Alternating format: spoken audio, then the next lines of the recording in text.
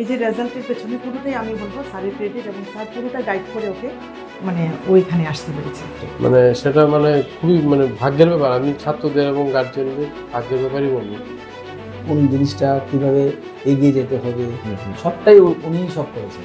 এখন মনে হচ্ছে আর একটু আগে যদি সে আসতো তাহলে আরো ভালো র্যাঙ্ক করতে পারতো। নমস্কার, আমি অর্ণব রয়েছি আপনাদের সঙ্গে। যেই অ্যাডভান্স পরীক্ষা খুব একটা গুরুত্বপূর্ণ পরীক্ষা, এবং তার মধ্যে ফিজিক্স একটা খুব ডিটারমিনিং সাবজেক্ট।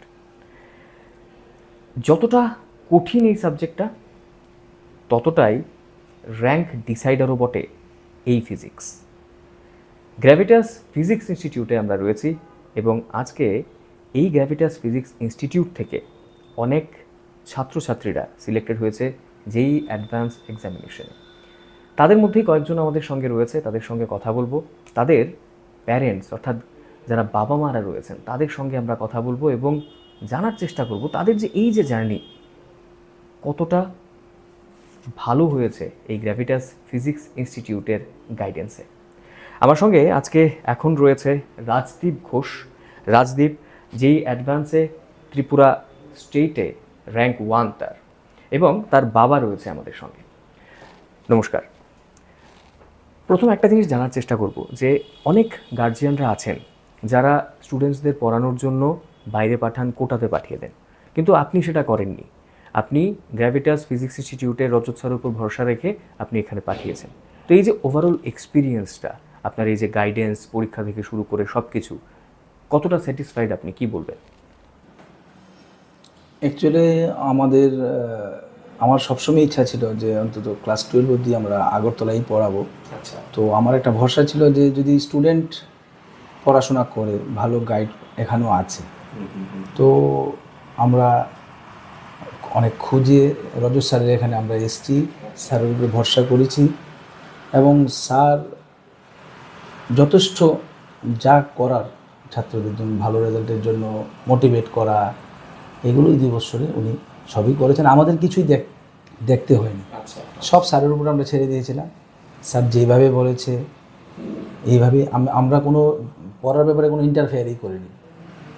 জাস্ট স্যার যেভাবে বলেছে, রাজদীপও সেভাবেই শুনেছে, সেভাবে। হ্যাঁ। এবং ওর রেজাল্ট আজকে যথেষ্ট ভালো হয়েছে। আমাদের আগরতলার হিসাবে বেশ ভালোই হয়েছে, বেশ ভালো হয়েছে, আমি স্যাটিসফাইড। পুরো 2 বছর উনি ওনাকে কীভাবে কোন জিনিসটা কীভাবে এগিয়ে যেতে হবে সবটাই উনিই সব করেছেন। ও শুনতো স্যারের কথা, কিছু আটকে গেলে স্যার আমি এটা করব, কিভাবে করব, সব কিছুতে ও স্যারের সাথেই সবচেয়ে আগে যোগাযোগ করেছে। আচ্ছা। তা আমাদের চিন্তাই করতেন না যে স্যার আছে, আমার কোনো চিন্তা নেই। আমরা একটা আশা করেছিলাম যে ও একটা ভালো কিছু করবে, তো এটা মোটামুটি ভালো হয়েছে। তো রাজদীপ যখন শুরু করেছিল তখন ওর ফিজিক্সের যে পারফরমেন্স ছিল সেটা অতটা আপ টু দ্য মার্ক ছিল না। তো 2 বছরের গাইডেন্সের পর আজকে সে স্টেট র্যাঙ্ক 1-এ আছে। তো এই যে পুরো চেঞ্জেসটা হয়েছে আপনি দেখেছেন একদম সামনে থেকে, কীরকম চেঞ্জেস আপনি লক্ষ্য করেছেন তার পড়াশোনার মধ্যে? শুধু ফিজিক্স নয়, ওভারঅলও যদি বলি, ফিজিক্স তো বটেই। ওর কনফিডেন্স লেভেলটা অনেকটা বেড়েছে। আচ্ছা। ও স্যার ওকে মোরালি ওকে অনেক সাপোর্ট করেছে পিছন থেকে, শুধু ফিজিক্স না, অন্য বিষয় নিয়েও। স্যার যেভাবে বলেছে এইভাবে মোটিভেটেড হয়েছে, স্যারের উপর ভরসা করেছে, আমরাও করেছি, রেজাল্টটা ভালো হয়েছে।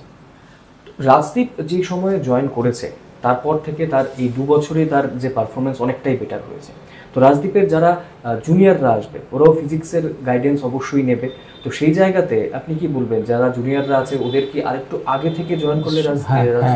রাজদীপ যদি, আমার মনে হয়, আমার বিশ্বাস, রাজদীপ যদি ক্লাস 9 থেকে স্যার গেছে আরও আগে আসতো, রাজদীপ 11-এ উঠে এসছে।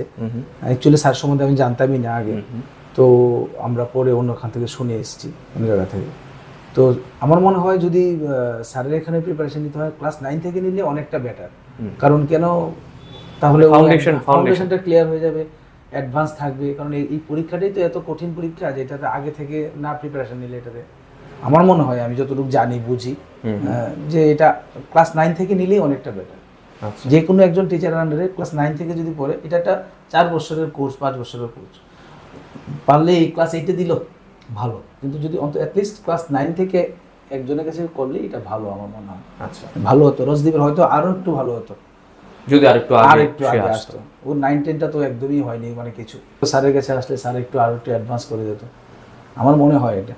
যাই হোক, যা হয়েছে এখন তা বললাম, কিন্তু আগামী দিনের যে গার্জেনরা যদি পড়াতে হয় স্যারের কাছে, তো আমি বলবো যে ক্লাস 9 থেকে দিলেই মনে বেটার। একদম।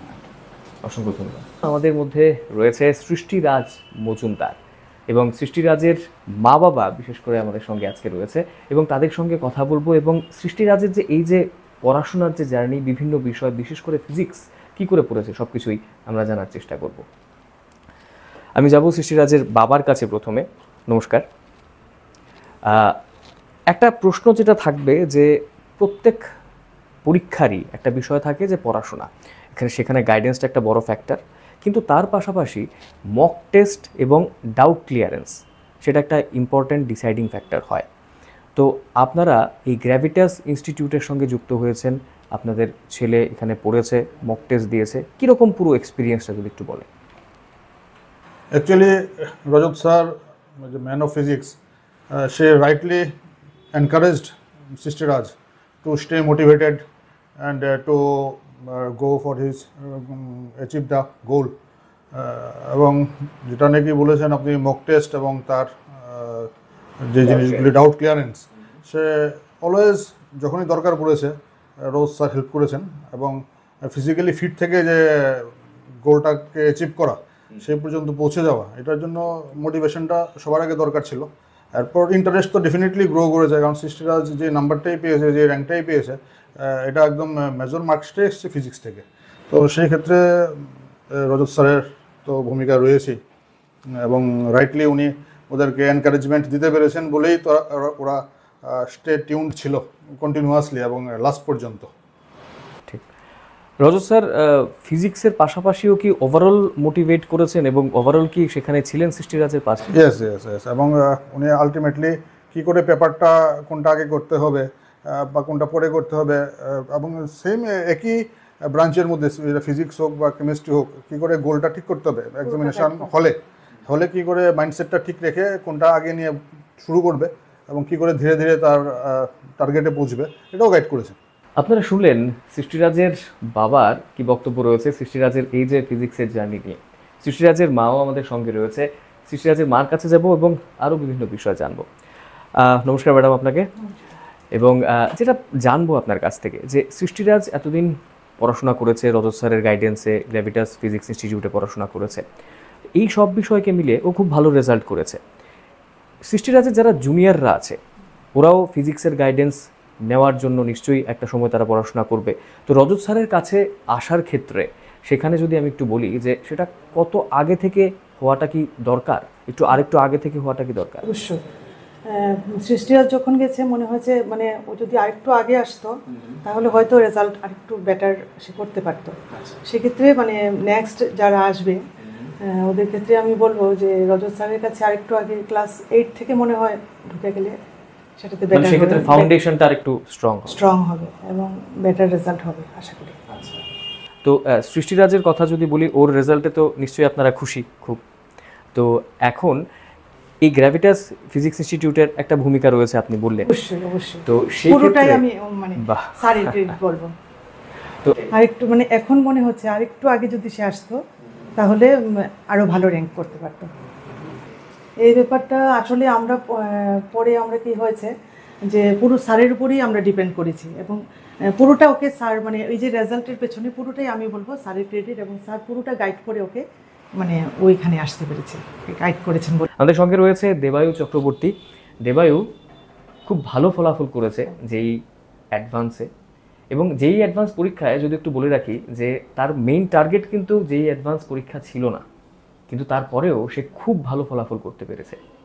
দেবায়ুর বাবার কাছে যাব এবং জানার চেষ্টা করব যে এই যে একটা বিষয় যে আপনার ছেলের এই পরীক্ষাটা হয়তো টার্গেটই ছিল না, কিন্তু তারপরেও রজত স্যার একটা ভালো গাইডেন্স দিয়েছেন, মোটিভেট করেছেন ওকে। কি মনে হয় এই গোটা বিষয়টা কীরকমভাবে আপনি দেখেছেন? দেবায়ু যখন জয়েন করেছে তখন থেকে ওর পড়াশোনার চেঞ্জেস এবং এই যে গোটা গাইডেন্স দিয়েছেন রজত স্যার, কী বলবেন এই বিষয়ে?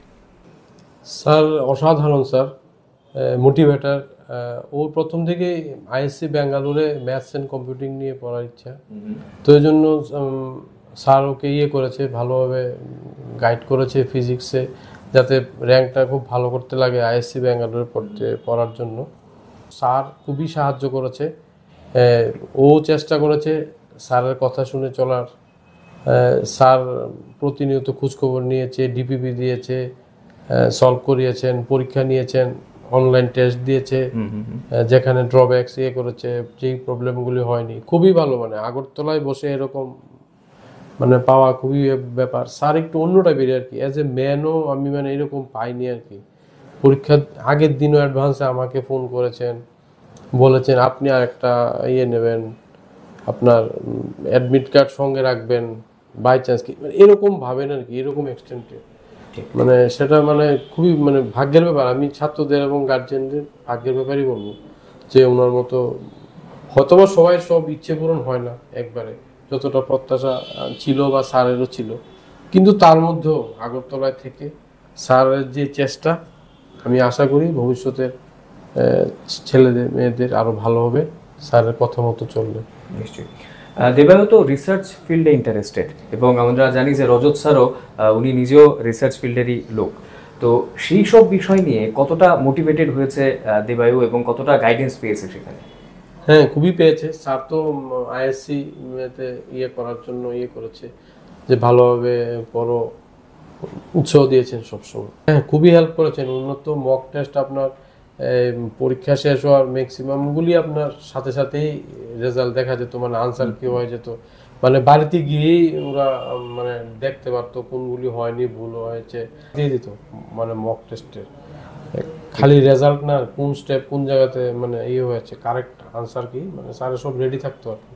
প্রবলেমটা সলভ করা থাকতো, স্যারের প্রিন্টেড সলভ দিয়ে দিত, যে প্র্যাকটিসের জন্য যে আমার এই জায়গাতে হয়তো বা এই স্টেপটা ভুল হয়েছে, সেই জন্য অঙ্কটা হয়নি, এরকম। খুবই অসংখ্য ধন্যবাদ। তো আপনারা শুনলেন দেবায়ুর এই ভালো রেজাল্ট, এবং তার পেছনে অবশ্যই তার নিজের যেরকম পরিশ্রম রয়েছে গ্র্যাভিটাস ফিজিক্স ইনস্টিটিউট এবং রজত স্যারেরও অনেকটাই পরিশ্রম। সেই কথাই কিন্তু তার বাবা বললেন। নমস্কার।